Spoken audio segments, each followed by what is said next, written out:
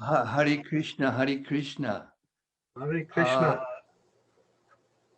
I, before we start, I would like to treat you all to a very, very special darshan. This is Srila Prabhupada's bead bag. Not only it is his bead bag, but it was one that he used for many, many years. You see it, it was an old style with the thin straps. You see? I wish I could put it on all of your heads, but this is as good as we can do now during the pandemic.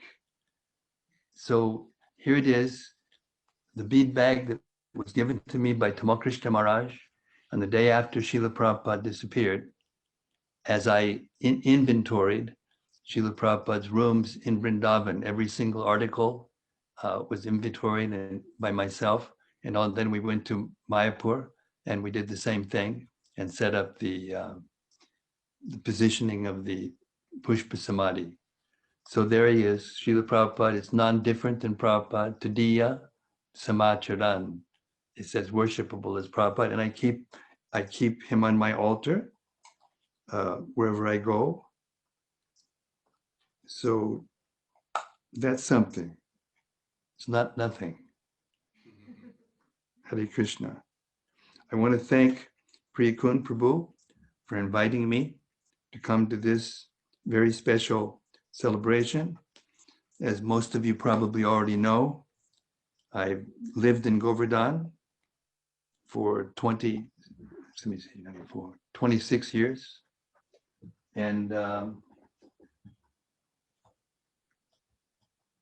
oversaw the refurbishment of this beautiful building in Govardhan, which is now ISKCON Bhaktivedanta Ashram.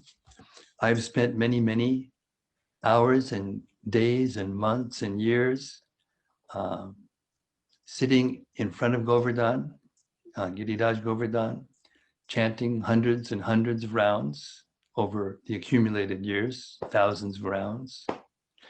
And I'm just very touched to be here with you all. And because of the very intense service I've been given as a member of the revisions review panel of the BBT, there's 7 of us that are reviewing the revisions of Srila Prabhupada's books and to increase the faith in Srila Prabhupada's books, which you all know already is my life and soul. So I didn't have much time to prepare, but many years ago, I kind of prepared because I spent 3 years editing a book that Shivaram Maharaj published, 8 volumes, called the Navabraja Mahima. And in that book, there's a very lovely section describing the pastime of the first Govardhan Puja and the lifting of Govardhan Hill by Krishna. So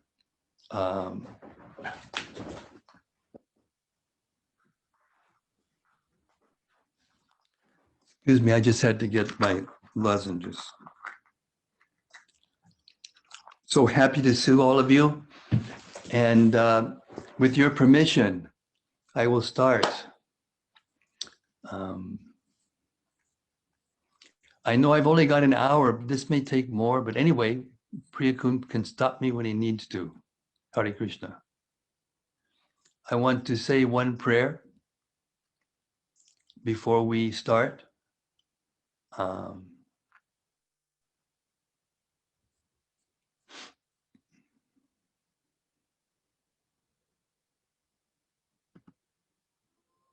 This is a prayer called Shri Shri Govardhanashtakam by Srila Vishwanath Chakravarti Thakur. It goes like this. Krishna Prasad Dena Samasta Shaila Samrajam Apnoti Chavarinopi Shakrasya Yak Prapabalim Sasakshad Govardhano Me Dishatam Abhishtam. May Govardhan grant me directly what I desire. By satisfying Krishna, he became the emperor of all mountains and received tribute even from an enemy like Indra. So preshta hastam bhuja shokamarya sukham bhuter abhibhum nivrite Mahendra Bhadra itimapyajanan Govardhano me dishatam abhishtam. May Govardhan grant me directly what I desire, feeling the extreme limit of pleasure from the touch of his beloved's soft lotus hand. As Mahendra's lightning bolt struck him, he didn't even notice. Yatraiva Krishno Rishabhanu Putriya Dhanam Grahitum Kalaham Bitene Shute Spriha Yatra Mahatyatak Sri Govardhano Me Dishatam Abhishtam. May Sri Govardhan grant me directly what I desire. There, Krishna, wanting to collect taxes, created a quarrel with the daughter of Rishabhanu. My ears are eager to hear this pastime. Snatva sahasvasu samira hasti yatraiva nipadi paragadulihi alolayan kelati chadru shastri Govardhano me dishatam abhishtam. May Sri Govardhan grant me directly what I desire. The elephant-like winds plays charmingly as it rapidly bathes in the lakes there, scattering the pollen dust of the kadamba and other trees. Kasturi kavi shayitam kimatreti uham prabho swasya mahur vitanvan naisargika swiya shila sugandhaya govardhano me dishatam apishtam. May Govardhan grant me directly what I desire. The natural aroma of his stones constantly arouses the suspicion that his lord must have laid down here on a bed perfumed with musk. Bhangsha paritvan anusada vartma didrikshavo yatra harim harinya yancho labante nahi vishmitaksa govardhano me dishatam abhishtam. May Govardhan grant me directly what I desire.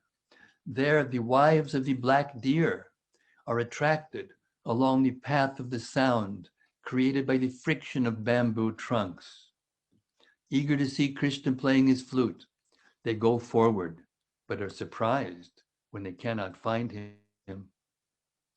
Yatraiva gangang anunava radham aroya madhya tunimagna naukaha Krishno hi radha gulagol bausa govardhano me dishatam abhishtam. May Govardhan grant me directly what I desire. There, Krishna made Radha enter a boat on the Manasi Ganga, and when in the middle of the water the boat began to sink, a splendid scene became manifest in which Krishna was garlanded by Radha's embrace. Vina bhavet kim haridasa bharya padashrayam bhaktirata shayami yameva saprema nijeshrayo shri govardhano me dishatam abhishtam. May Sri Govardhan grant me directly what I desire. Is it possible to develop pure devotion without obtaining shelter at the feet of this best of Lord Hari's servants? Certainly not.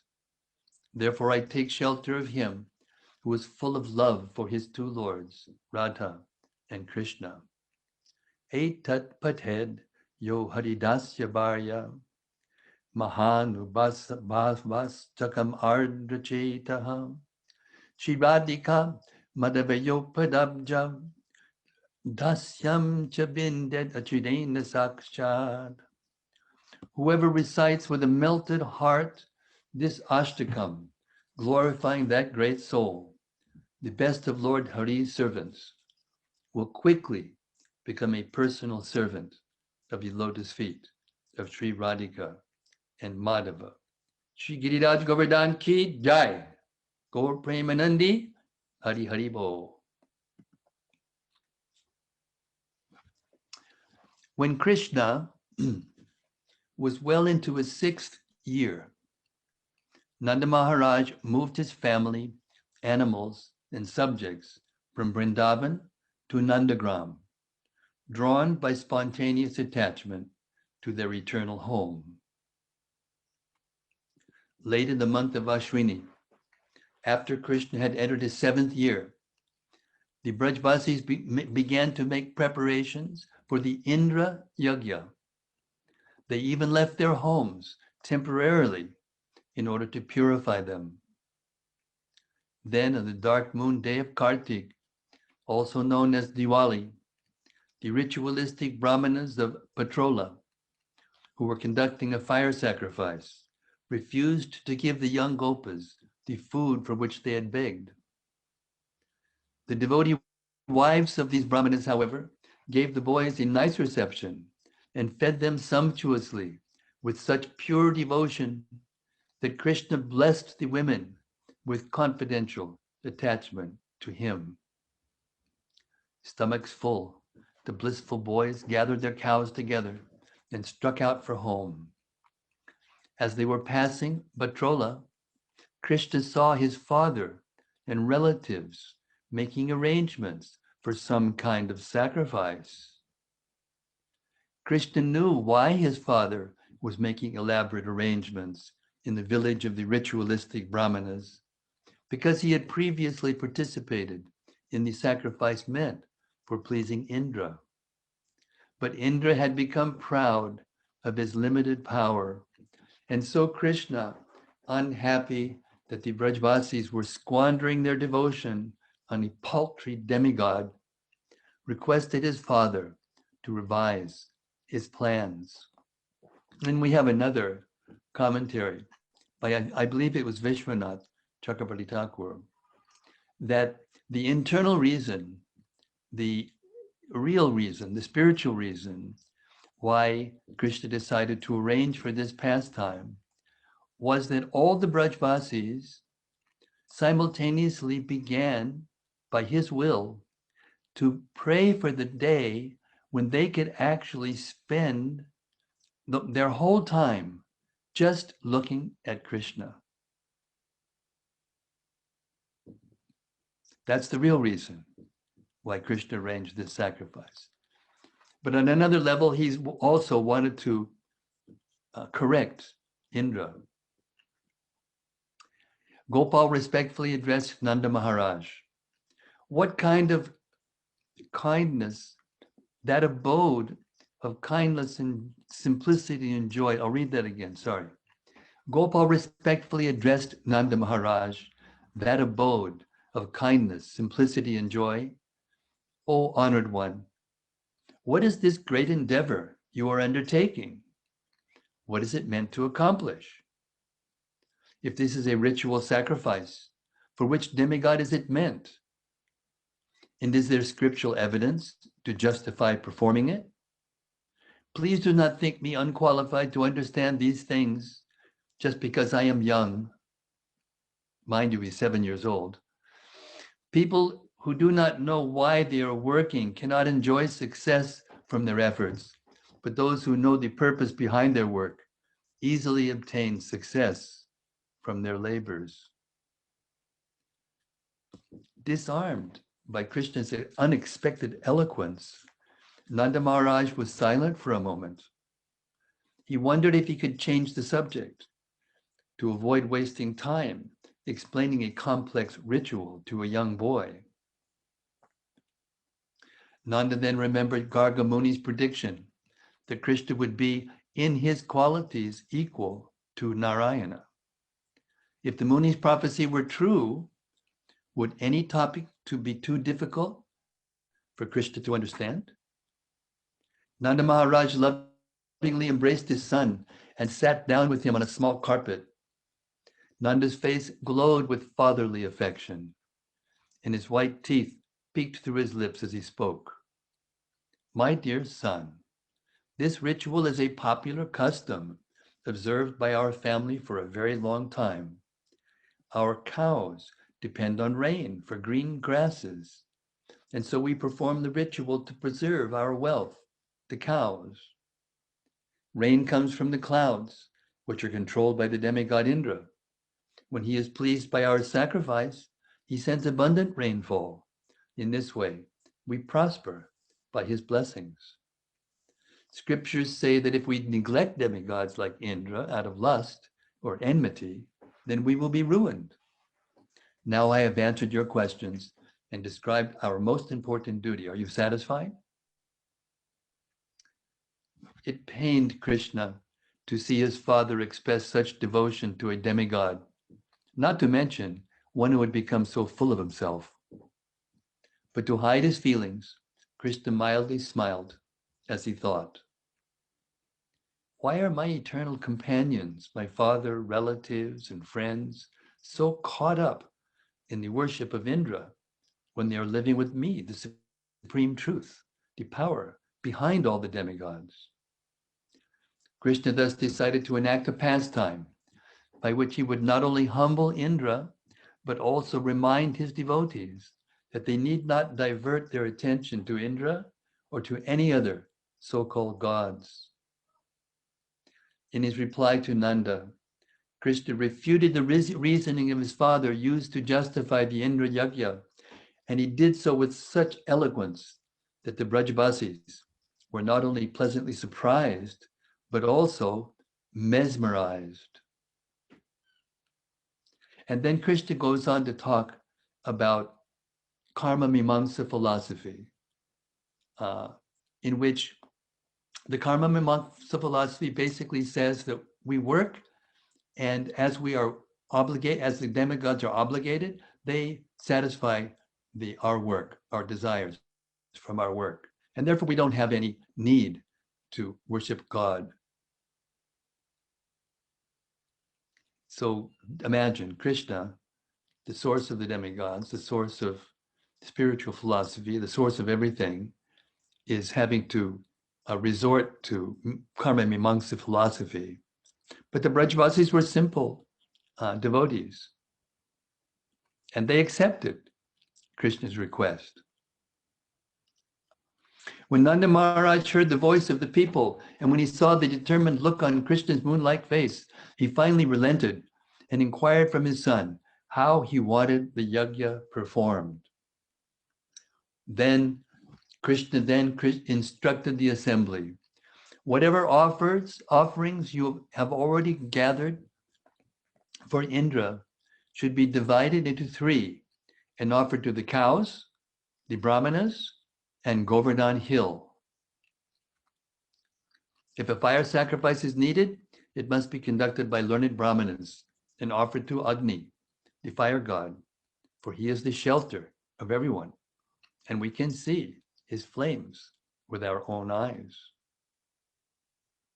From the grains, milk, and ghee collected for the sacrifice, prepare sumptuous dishes of all descriptions, such as rice, dal, vegetable soups, halva, pakora, puri, and assorted cooked vegetables. You should also make plenty of milk preparations, such as a sweet rice, rabri, sweet balls, sandesh, rasagula, laddu, and a variety of fancy cakes, both baked and fried and soaked in milk or sugar water. Set out leaf bowls full of ghee, honey, and nectar drinks, larger containers full of yogurt, buttermilk, and fresh butter, and a mountain of rock candy surrounded by shikarini, rasala. Krishna paused to see if the cowherd men were enthusiastic for his new festival. When he saw from the expressions on their faces that they were, he continued to disclose more details. After the brahmanas have poured oblations under the sacrificial fire, feed them sumptuously until they laugh and they cannot eat another bite.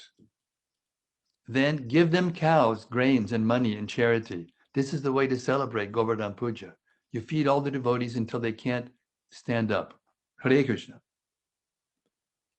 Everyone, including the common people and insignificant animals like dogs and monkeys, should be sumptuously fed, and the cows should be nicely decorated and well fed with sweet, succulent grasses.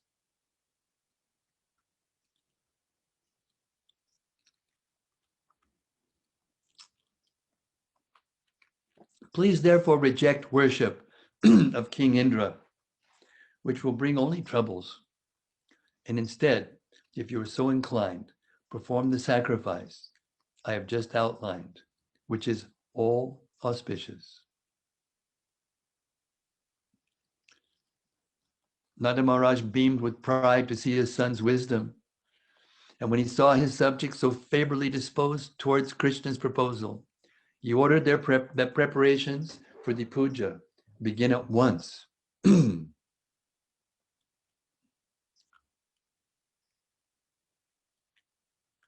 That evening, the Brajvasis camped by the banks of Manisi Ganga and observed the sacred festival of Diwali. But all they could talk about was the new sacrifice scheduled for the following day. Overwhelmed by their love for Krishna, the gopis and gopis were like intoxicated persons, blissfully unaware of the consequences of their actions. They paid no mind to the possible results of neglecting Indra. Their only desire was to please Krishna.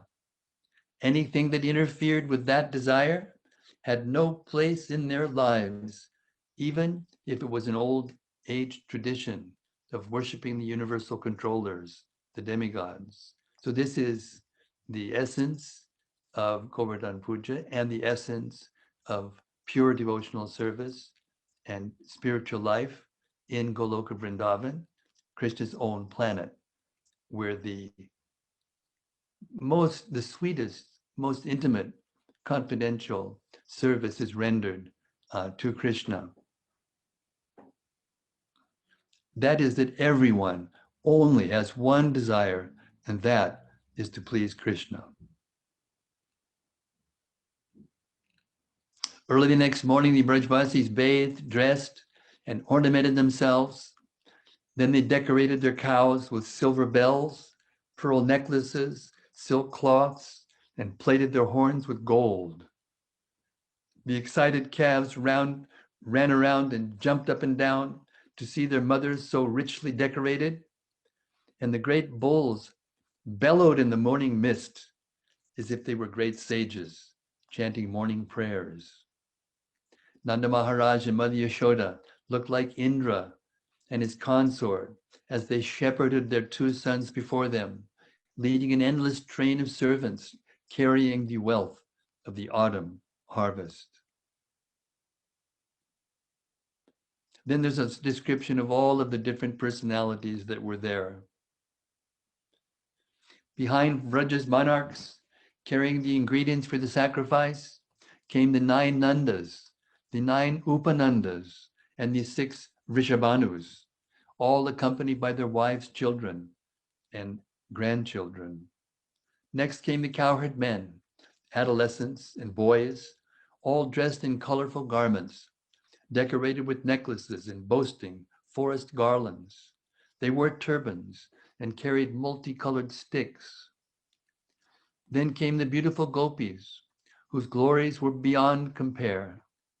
And the most glorious among them was Sri Radha, who wore splendid garments and glistening ornaments and rode in a palanquin.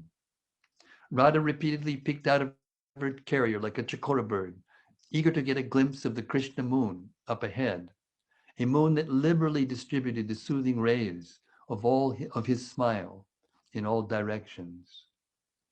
Lalita and Vishaka walked beside the palanquin, followed closely by other gopis faithful to Radha. Behind them were still other gopis, not so closely connected to Radha, and all inferior to her.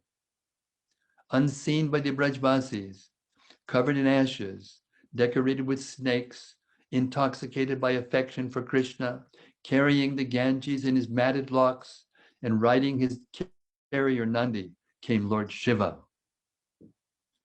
Having heard of the scheduled worship of Govardhan, Rajarshis, yogis, siddhas, and paramahamsas joined the procession one by one, as did the personified forms of many great mountains like Meru and Drona.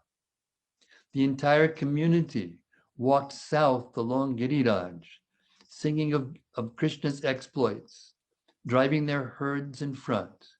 No one even noticed as they passed the hillock upon which they would usually hoist Indra's flag.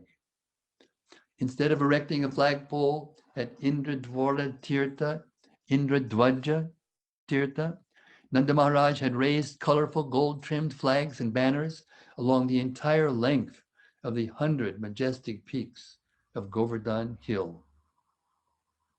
That morning, Govardhan Hill, with his jewel stones, golden peaks, palatial caves, nectarian streams, and heavenly grasses, looked especially beautiful, like a young bride on her wedding day. The valleys of Govardhan resounded with the auspicious sounds of instruments, singing, and Vedic hymns. The forest creatures felt jolly because they reveled in the bliss radiating from the Brajvasis. In the pastures that lay between two lakes, the Gopas grazed their cows and bulls, unloaded the festival paraphernalia, and waited for orders from the yajna sponsor, Nanda, and Nanda's Acharya, Krishna. The entire scene resembled a lotus waiting to bloom in the warmth of the Krishna sun, the whorl being grave Nanda Maharaj, the inner petals, the eager Brajvasis, the outer petals, the grazing cows. The reflected rays of the rising sun danced upon Krishna's tranquil face, bowing repeatedly to the bliss radiating from his reddish eyes, a signal that the lotus of this new pastime was about to blossom. Nanda Maharaj invited Vedic Brahmanas to officiate over the ceremonies. Some of the ingredients had been collected for the Indra Yajna, and the balance was gathered according to Krishna's orders. The Brahmanas selected a large stone outcropping to act as proxy for the entire hill. Then they began the ceremony, accompanied by musical instruments, conch shells, and cries of Jai, Jai. While chanting auspicious mantras, the Brahmanas first worshipped Govardhan Hill with aromatic incense, then a selection of wildflowers, a 5-pronged ghee lamp, and finally, a camphor lamp. After completing the arati, the priests anointed Giriraj with cow dung, offered him his soft sitting place, cool, refreshing arghya, water to wash his feet, a drink to rinse his mouth, and madhuparka. As they had offered him a second mouthwash, the Brahmanas chanted the Purusha Sukta. A full abhishek of Giriraj then began. The Brajavasis marveled, and the cows lowed at the sight.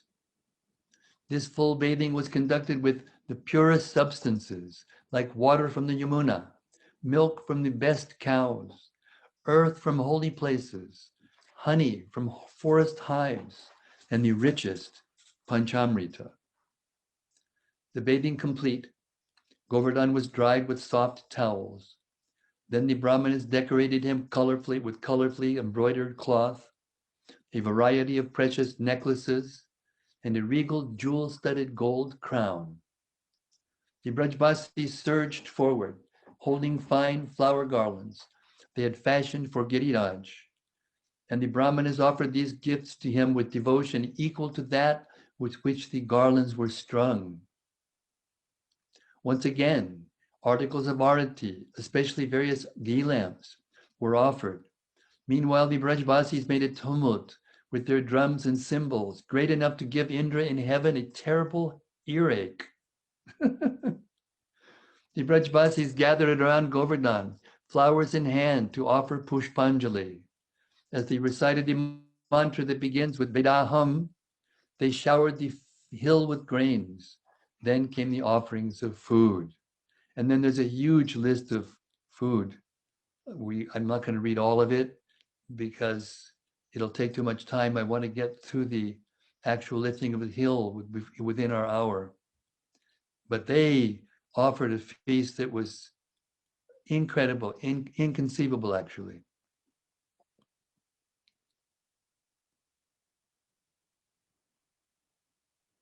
While the Gopas had placed their full faith in Krishna, and subsequently in Govardhan Hill, yet none of them were prepared for the way in which Krishna and Giriraj would reciprocate that faith. While still prostrate on the ground, the Brajbasis heard a great rumbling, like the sound of 100 thunderclaps. They looked up and saw a beautiful blackish giant standing atop Govardhan Hill.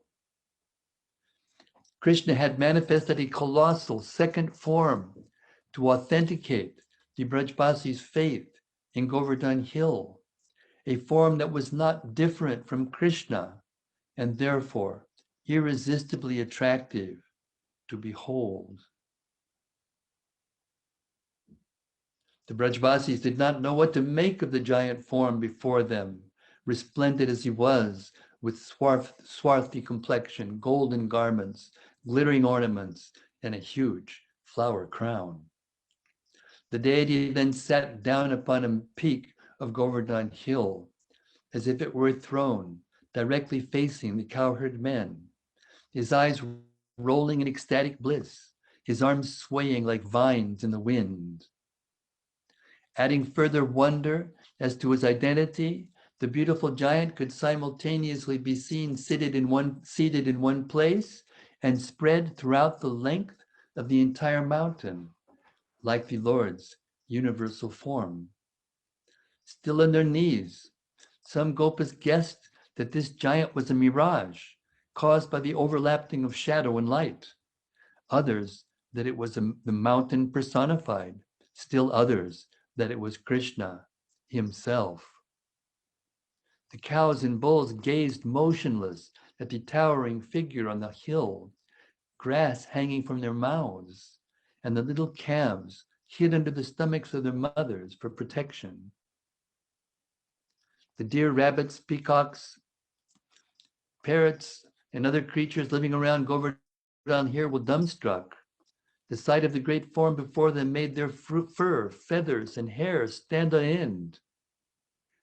Because all the Brajbasis were fearful, they dared not say anything. And so Krishna stood up with joined palms and respectfully addressed his own expansion. O Lord, who are you? At first, the divine form again rumbled like thunderclouds, and the fearful Gopas thought, now we are all finished. But then the giant replied in a hushed voice, full of compassion, O little boy with graceful limbs, I am Govardhan Hill. The proclamation resounded throughout Braja, and all those who heard it were empowered to understand its inner meaning. O residents of Vrindavan, I am Govardhan Hill, the presiding deity of this place. I have appeared because I am pleased with your devotion. Please ask from me anything that your hearts desire. So there's a wonderful verse in the Srimad Bhagavatam in which Krishna says himself, Shailo Smi, I am this hill. Most of the Brajbasis did not think that the gigantic form on Govardhan Hill was Krishna himself. Indeed, even Radha, who can always detect Krishna's presence, was fooled by his clever disguise. To silence his kinsmen, Krishna raised his arms and gravely said, O residents of Braja, let us offer respectful obeisances to this invincible deity who has manifested his divine form before our very eyes.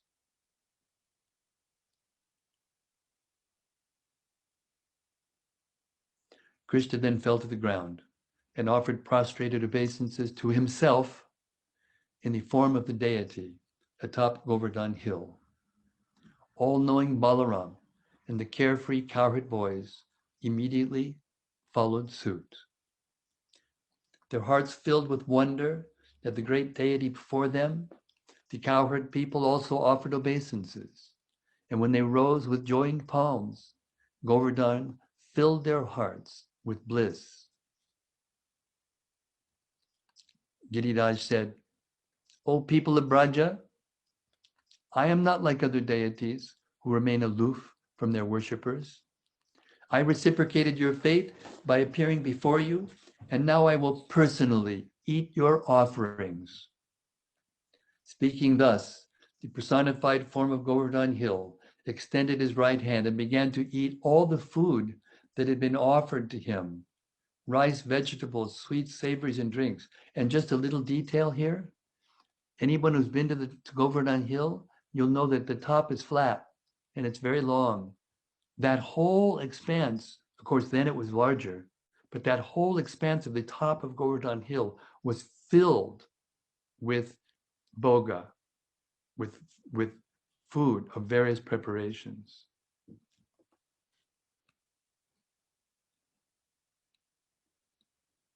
The spontaneous devotion of the Brajbasis encouraged the deity of Govardhan to eat more and more. With each mouthful he ate, he grew larger and larger, and more blissful. Govardhan would eat with his right hand while motioning with his left and saying, "Bring me more, bring me more, Anior, Anior." Thus that place eventually came to be known as Anior.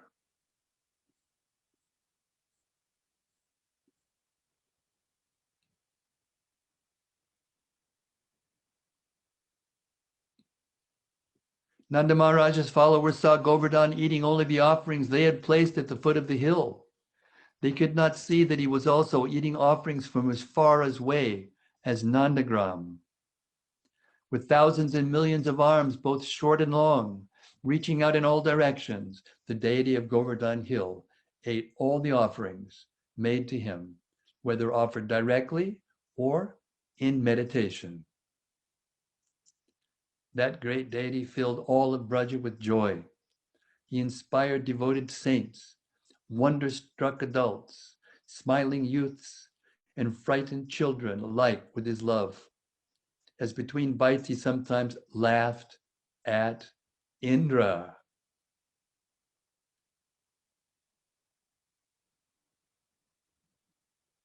The meal complete, it was time to offer arati, but the Brahmanas and Brajbasis were at a loss as they scrambled to find a lamp large enough to befit the size of their massive worshipable deity.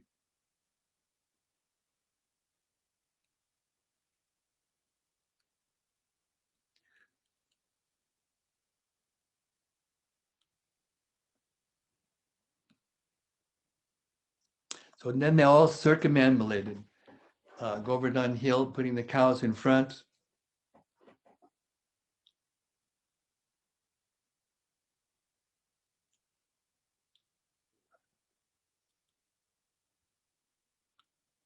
I'm skipping over some because it's really long and I want to get to the lifting by the time we have.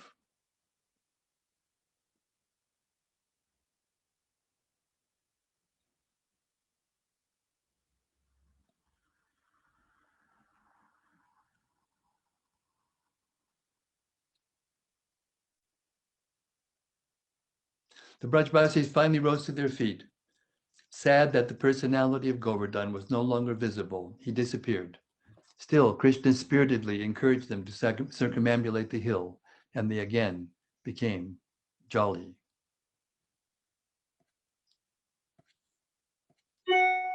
Then they all circumambulated the hill. Hmm. Hmm.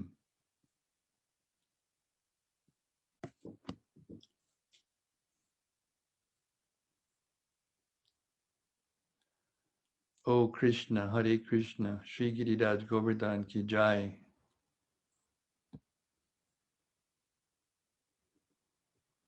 The complete neglect shown by the Brajvasis and the insulting words of Krishna so agitated Indra that he developed a terrible headache for which even the Ashwini physicians had no cure. Indra foolishly concluded that he could alleviate his pain by taking revenge against Nanda Maharaj and the villagers of Braja, especially the talkative boy who had deluded his elders. Indra's lips trembled in anger as he called for the Sambartaka clouds, the clouds responsible for universal destruction. He then outlined to them a wicked plan to destroy Vrindavan, its residents, and its cows.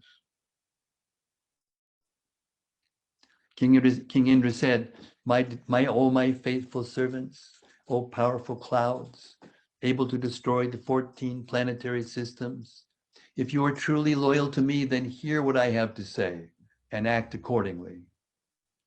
The cowherd men of Vrindavan, headed by their king Nanda, have stopped worshiping me at the instigation of a little boy called Krishna, whom they have accepted as their only shelter and support.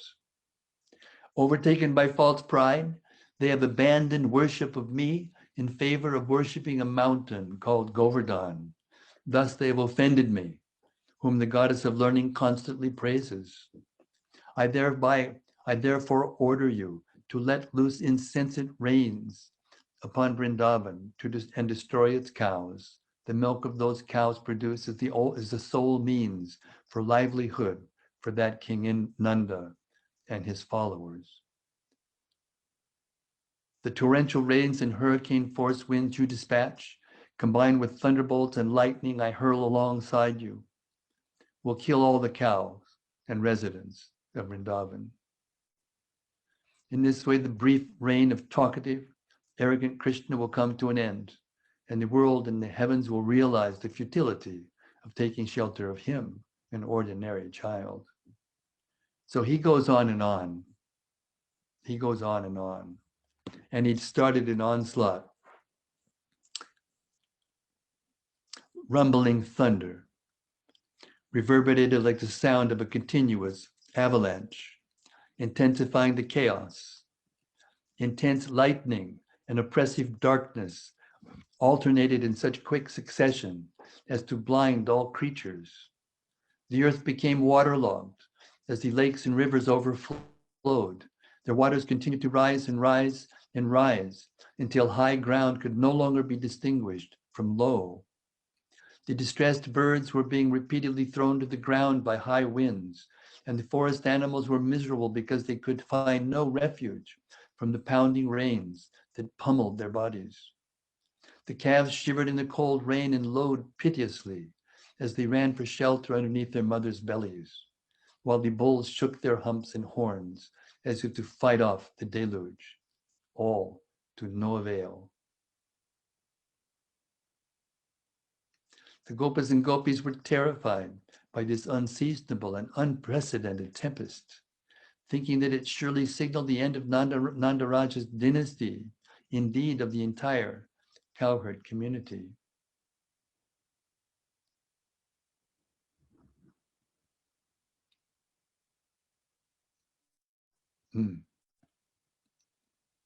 The Brajbasis could understand that they were being punished for having stopped the long-standing tradition of worshiping the King of Heaven. Naturally, they turned to their king, Nanda, for protection. But Nanda Maharaj was absorbed in trying to placate Indra by chanting a prayer from the Kotumi Shaka. Finally, the Brajbasis and their cows turned to their only sanctuary and solace, Krishna. O Lord of Gokula, said the Brajbasis, please save the cows, now on the verge of death from the wrath of Indra. And since you are affectionate to your devotees, please save us as well. The young calves looked to Krishna with saddened eyes, as if to humbly say, O Lord, please protect us. And Gopal, his eyes brimming with tears, glanced at them in reply as if to say, do not fear.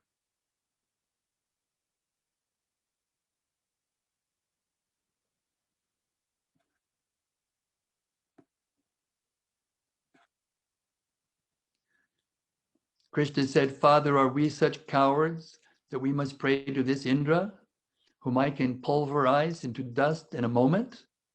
Put aside your fear and watch my pastimes unfold as I crush this paltry insect's mountainous pride. The Brajbasis were incredulous when they heard Krishna's challenge. But despite their skepticism and the painful onslaught of hail and wind, Krishna's beautiful smiling face, made them forget their misery. Externally, Krishna remained calm, but internally he raged, thinking this tempest is Indra's revenge upon us for having stopped his sacrifice, a sacrifice which is rightly meant to please me. Now I will destroy this ignorance and give Indra relief from his false prestige. And simultaneously, I will protect my family and my home, the cowherd community, and the land of Vrindavan.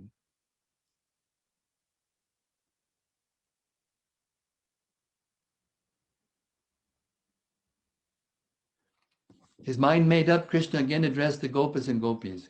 Earlier, we worshipped Govardhan Hill, and he appeared in person to accept our offerings. Now let us turn again to that infallible deity. O cowherd men of Braja, we have not a moment to waste. At once gather your dependents, cows, and valuables, and hurry to Govardhan Hill. He will certainly save us from Indra's fury. The residents of Braja trudged through the wind and rain to Anakuta Chetra at the foot of Govardhan Hill, sought shelter in the caves of the great mountain, and waited for Krishna to arrive. Meanwhile, Krishna had stopped beneath a large kadamba tree a few kilometers southeast of Anakuta Chetra to consult some intimate friends like Stoka Krishna, who had come along with him. Initially, Krishna had thought to destroy Indra's kingdom, but after deeply pondering the situation, he decided that rather than simply overpower Indra, he would showcase his compassion for his kin. It was then that Krishna formulated the plan of using Govardhan Hill as an umbrella to shelter the Brajbasis. Beneath the rain-drenched boughs of that kadamba tree, he exuberantly revealed his plan. His friends, however, thought that trying to lift the mountain was too risky a venture. They would not give their permission, despite Krishna's past triumphs over one mighty demon after another. To convince the Gopas that he was up to the task, Krishna joined two branches of the tree to form a circle, and in the process twisted its trunk. Duly impressed, the Gopas and Madhu blessed him for the task.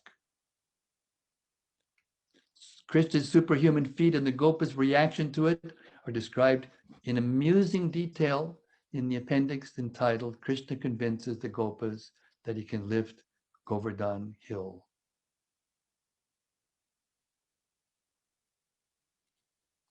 Finally, Krishna met up with the Brajbasis, and they at once noticed that his turban, hair, limbs, and garments were untouched by the rain and wind. Yogamaya had shielded him as he ran to Giriraj. The Brajbasis ventured out from the caves, crevasses, forests of Govardhan Hill, and surrounded their beloved Krishna, like harassed citizens taking shelter of their heroic king. When Krishna saw the pitiable condition of his kinsmen and their domestic animals, his heart was pulled in two directions, as he felt empathy for the Brajbasis and outrage at Indra. Without taking the time even to tighten his belt, as was his habit before confronting a challenge, Krishna approached the tail end of Govardhan Hill, touched it with respect, and offered pranams. As the Brajbasis looked on, unable to understand what Krishna had in mind, Hari cast a love-laden glance at his parents to assuage their fears, and then disappeared within a deep cave of the mountain. Krishna knew that the Brajbasis were horrified and confused at losing sight of him, their beloved treasure, and so he moved at lightning speed into the heart of the cave beneath the center of the hill. Before any of the Brajbasis had time to follow him, faint, or give up their lives out of shock, Krishna executed his plan and gently, as if picking up a baby calf, began to lift Govardhan Hill. Shri Krishna ki jai, Giriraj Govardhan ki jai. The Brajbasis watched in awe as the mountain rose into the air. Directly beneath Govardhan, they saw Krishna standing in a threefold bending pose, left arm upraised, nonchalantly holding the hill aloft. As the Brajbasis beheld butter-soft Krishna standing beneath the gigantic mountain, their bodily hairs stood on end. Though at first stunned, they soon began to swoon in loving concern. To allay their fear, Krishna at once addressed them in a sweet and affectionate voice. Somehow, he spoke to each person individually, cutting through the terrible sounds of thunder and fury.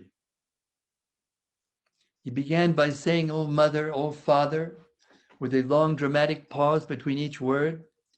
Then he continued with a smile, "O saintly people, bring all your possessions and come here."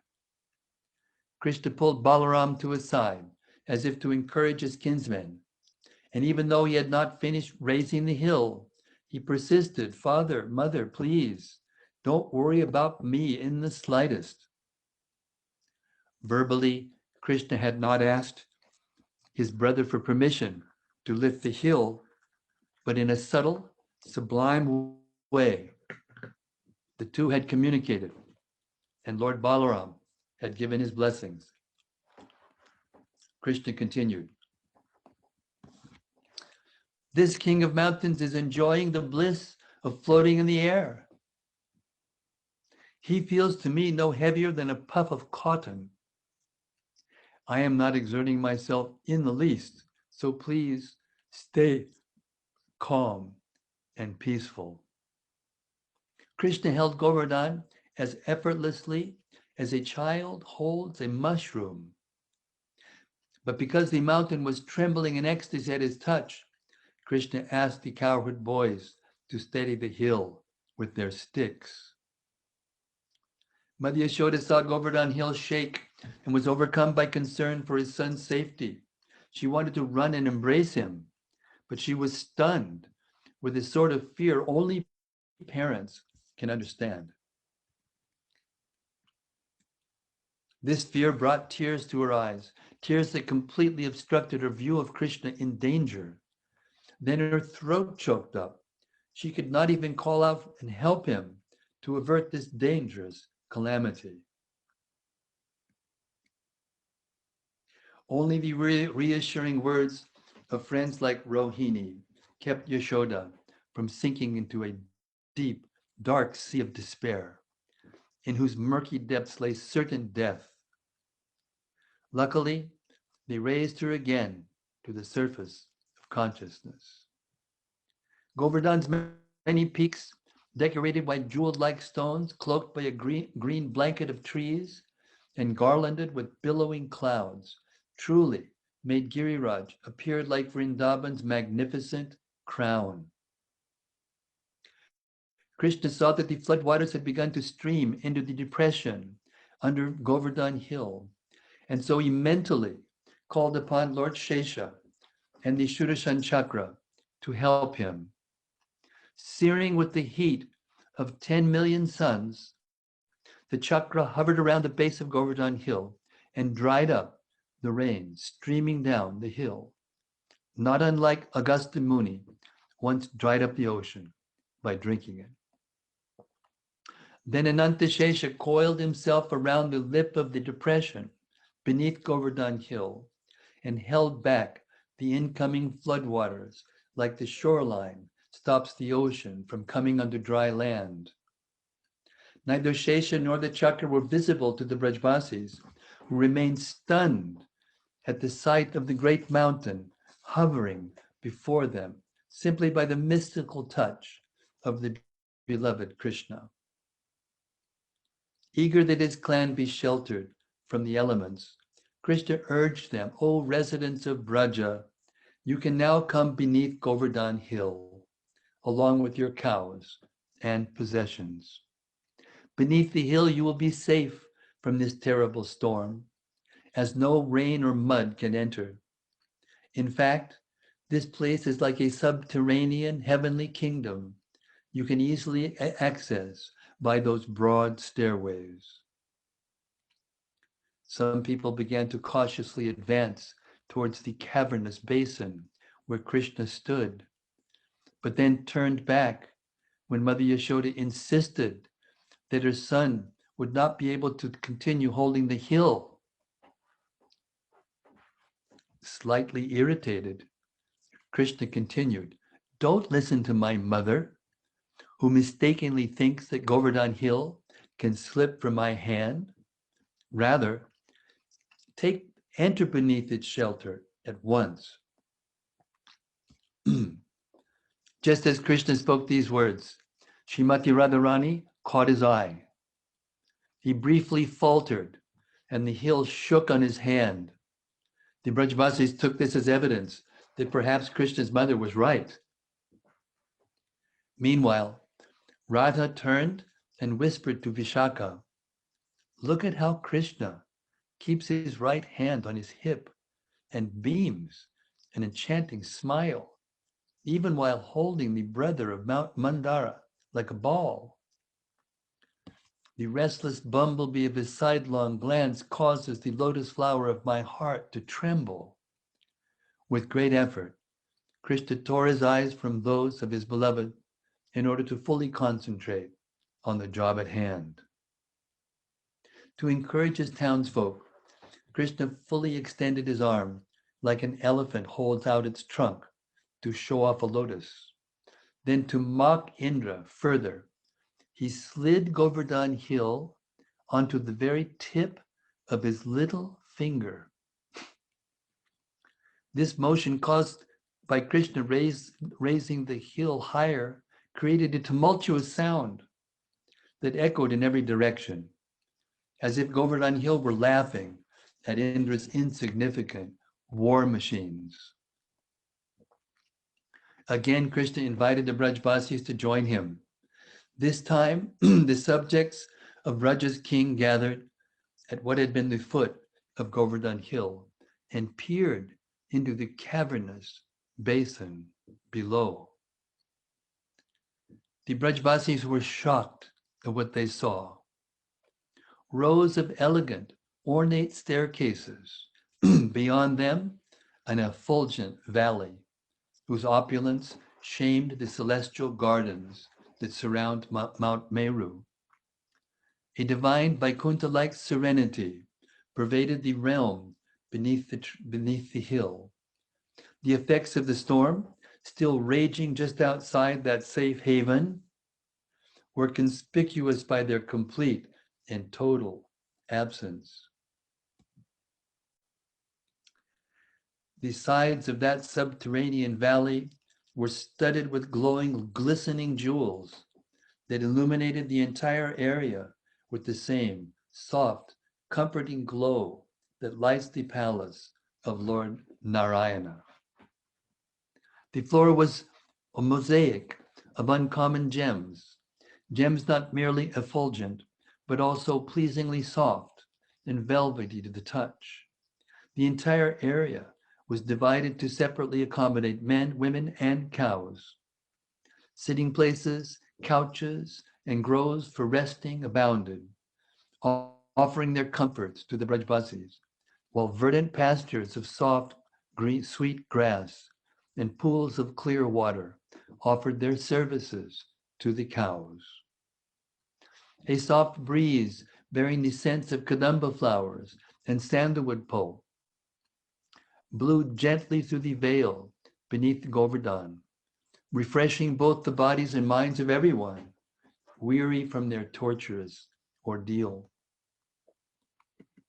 The Brajbasis saw that both they had the Brajbasis saw that both they and their possessions, like carts, household goods, and animals, could easily be accommodated in comfort and opulence, unmatched even on the planet Sutala. Moreover, they noted with pleasant surprise many things gratifying to the eyes, ears, and nose, creature comforts though far surpassing those of their own homes, which were now submerged in Indra's liquid envy.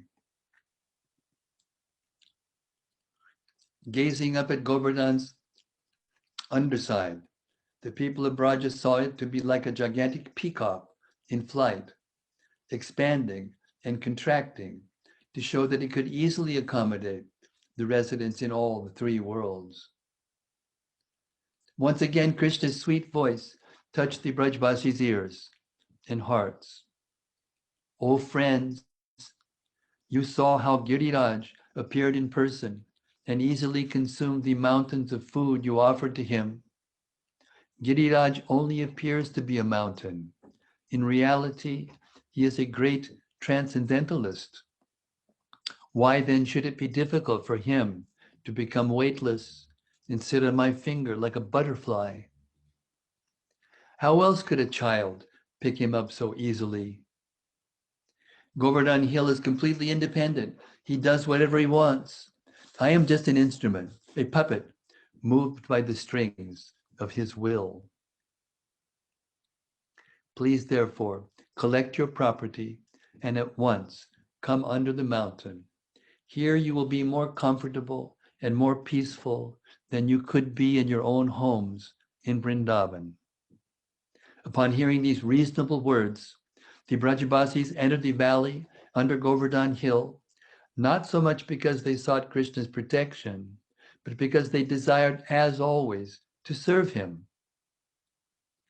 Their exuberant conversations, the bellowing of the cows, and the rumbling of clouds punctuated the cowherd's descent beneath Govardhan Hill, causing a grand commotion. The Brajbasis parked bullock carts loaded with valuables, household items, and cooking utensils beneath an area near the center of the hill, and stationed armed watchmen all around. Then they divided their cows into herds and brought them to graze on the luscious green grasses in the pastures that were located mostly along the perimeter of their newfound home. Once beneath Giri Govardhan, no one could even recall the raging tempest outside and the suffering it had so recently caused. Now, the minds of the people, Braj, were absorbed completely in Krishna. Krishna stood on a large crystal boulder, which placed his feet at the shoulder level of an average gopa. He was of medium stature, but the base of the hill, resting in Krishna's hand, was at a height of 1 tala.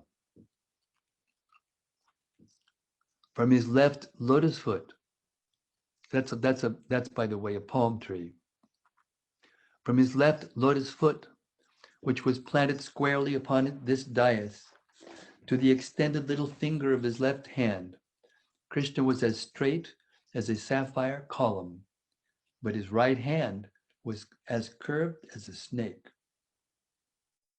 The tips of his right toes, crossing over his left leg, barely touched his perch, and his right hand rested upon his hip, making that elbow seem to compete with the knee below, which could bend the most. The color of Krishna's body was the same as the rain clouds outside, yet there was a gulf of difference in their effects. His bodily hue was soothing to the eyes, whereas the sight of the clouds was distressful. The sound of Krishna's voice and the sound of the thunder outside were the same, but again, They were not the same. The tenor of his voice was pleasing, whereas the rumble of the clouds was terrifying. The bright yellow flashes of Krishna's dhoti were the same as the flashes of lightning outside, but his dazzling cloth assured safety to the people of Braj, whereas the lightning signaled imminent danger. For the people of Vrindavan, Krishna was always their shelter from peril. Now that he had rescued them once again, they crowded around to gaze at him with a renewed and special affection. Free from all anxiety, the Brajvasis stood peacefully in separate groups. The cowherd men mixed with the brahmanas, while the elderly married ladies stayed with their daughters. Radhika and the other young married gopis stayed with their in-laws. Friends like Madhu Mangal stood by Krishna's side, and Nanda Maharaj, Mother Yashoda, and Balaram stood right in front of him. Eyes anointed with intense love, the cowherd men and women thought, until now, we have never fully appreciated the magnificent elegance of Krishna's body or the perfect beauty of his face. The smallest features of Krishna's appearance and attire. Hold on a second, folks. Vaisheshika Prabhu, I'm just in the middle of reading the pastime of Govardhana Hill to the devotees over Hare Krishna. I'm right in the middle. This is poetic justice for me. I'll call you as soon as I'm finished. Please. Can I? Hare Krishna. Hare Krishna. The smallest features of Krishna's appearance and attire were like milestones on their journey to such full appreciation. They talked, for instance, about how casually Krishna's hand rested upon his hip. They said, look at how his right thumb is tucked into the blazing red cloth around his handsome hips, made more opulent by the three beautiful lines of his belly and his favorite instrument, the flute. And when lightning from beyond the shelter of Govardhan created a flickering shadow of Krishna upon the ground, one Brajabasi added, just see how the beauty of his right side decorates the earth. Krishna felt as much love for the Brajavasis as they felt for him. And never before had all of Vrindavan's residents, human or otherwise, felt such total dependence upon him all at one time. As Krishna's eyes roamed here and there, his glance, which was dusted with pollen from the blue lotuses over his eyes and sweetened by the smile on his camphor-scented lips, fell lovingly upon his kinsmen. So I'm way over my time. I need permission to continue, or I'll have to say something quickly to wind it up. I need direction from Priya Kund. Hare Krishna. Hare Krishna Maharaj, please go on for as long as you wish. We're in Wow. in here in Folkestone. I feel like Govardhan Hill just spoke. I'm sure the Okay. devotees on Zoom are the same, so please go ahead, Maharaj. The Brajavasis surrounded Krishna on all sides, but they could all see his beautiful face as if they were standing directly in front of him. And each of them thought he was returning his or her grace alone. Sometimes devotees wonder if there's so many millions and billions and trillions of souls, devotees in Goloka Vrindavan, how will they get to be with Krishna? But Krishna, in Krishna Loka, there's unlimited dimensions. Krishna can do things that he doesn't even do here when he was on the earth in 5,000 years ago. He agrees when he comes to the material world to appear like he's following the laws of nature. He's in one place, then he goes to another place, then he goes to another place. And the devotees in those places have to wait for Krishna to come. That's his pastimes. That's the Prakat Lila in the material world. But in the spiritual world, there's no limitations. He can be with everyone at the same time. No limitations.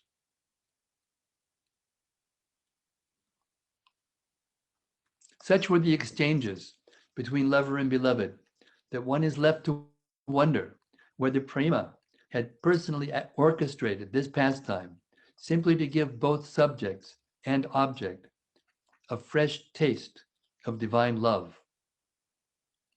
Outside Govardhan's shelter, torrential rains, roaring thunder, icy winds, and dense darkness raged unabated.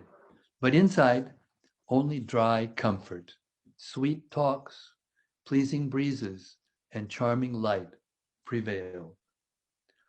All this was due to the presence of wonderful, glorious, and handsome Krishna, who initiated all varieties of loving exchange with his pure-hearted devotees, and thus made everything pleasing and auspicious.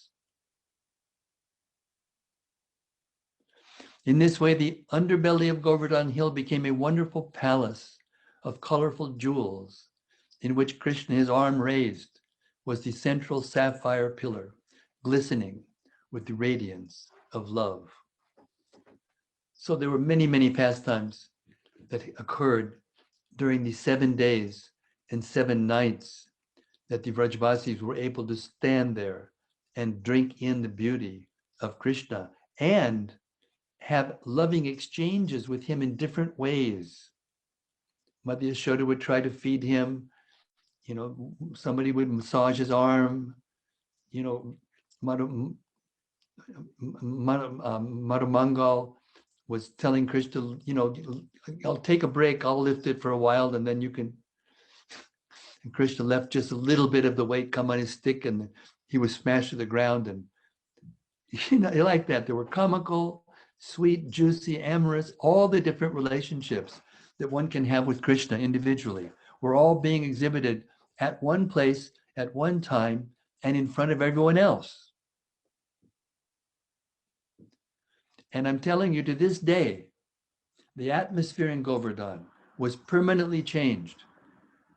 This is the only place in Krishna's pastimes where all the different rasas and loving relationships are shown openly by Krishna with his devotees and in front of all the devotees.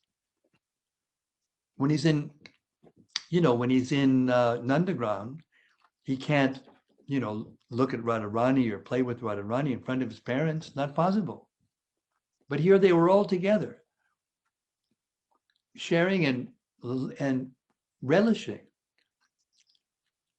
So what happened was the atmosphere in under Govardhan changed. And as a result, and I lived there for more than 5 years, although I haven't been there for the last year, 25 years, and on and off, but sometimes years at a time.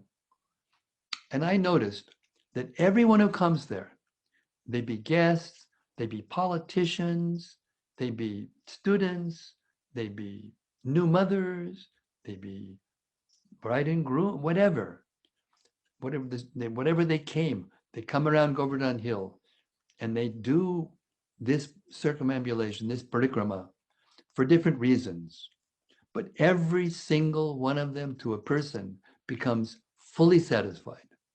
And everyone who has come in all those years to visit Bhaktivedanta Ashram in Govardhan Hill, where we resided for so long, they feel at home. They feel at home.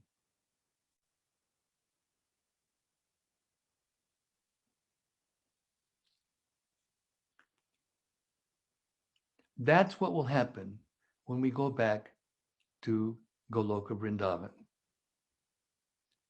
and all of the things that are happening to us right now, the COVID and all the political turmoil and economic turmoil and all those things, if we just take shelter of Krishna, it all goes away. And we can exude a peace in our voice and in our presence, in our aura, that can help spread Krishna consciousness. That is the desire of Sri Chaitanya Mahaprabhu. That is the desire of Sri Krishna. And it's the desire of Srila Prabhupada.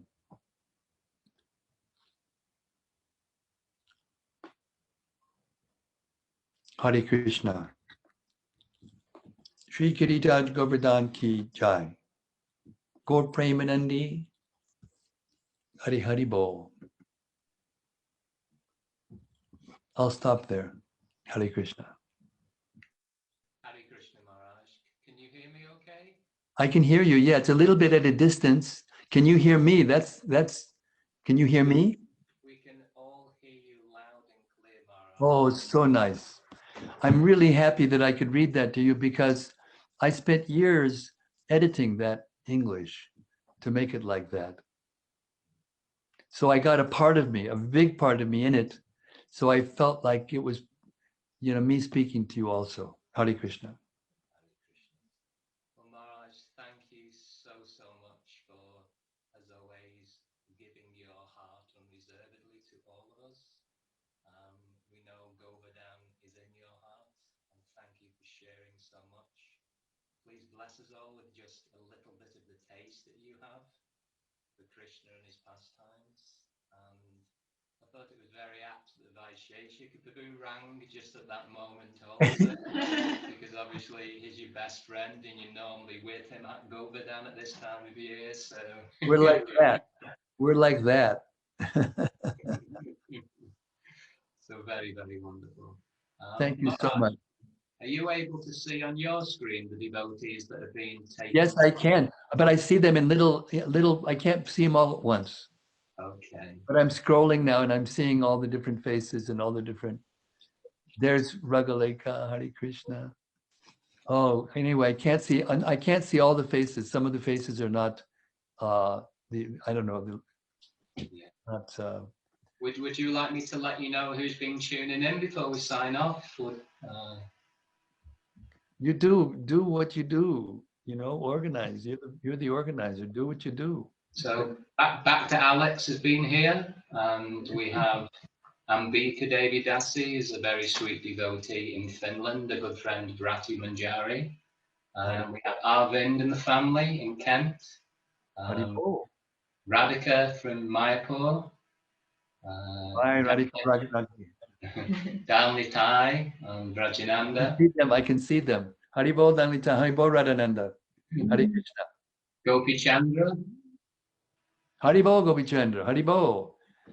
And I can see Roy Khanna there also. She must be somewhere in the UK, somewhere in London. I don't know, somewhere.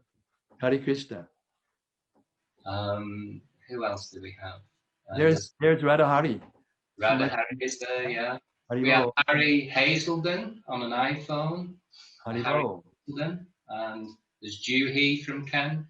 There's Julie Ward from Kent. There's Lynn from Kent. Hare Krishna, Lynn. Sandy from Kent.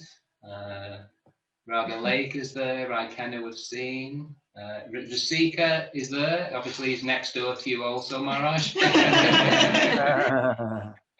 Ratiman is there. Velas is there. Raj Loka in Hungary. Haribol. Ulamuke is there also. So, Maharaj, so wonderful. Thank you for spending the time with us. We know how busy you are with your wonderful service and you still come to lessons. So, it means so much to us. Thank you so much. I just improved a few days just by being with you. My recuperation is shorter just by being with you. Hare Krishna. So thank you, everybody. We'll sign off now and end the broadcast. Lovely to see you all. Thank you all for your. Thank you so much, and continue with your wonderful festival. Hare Krishna. Hare Krishna. Hare Krishna. Shri Giri Govardhana ki Jai. Srila Prabhupada ki Jai. Jai. Shri Bharati Das Goswami ki Jai. Nitai Gaura Pramanande. Haribo. See you all soon. Hare Krishna. Enjoy the rest of your festivities. Hare Krishna. Jai Shri Prabhupada.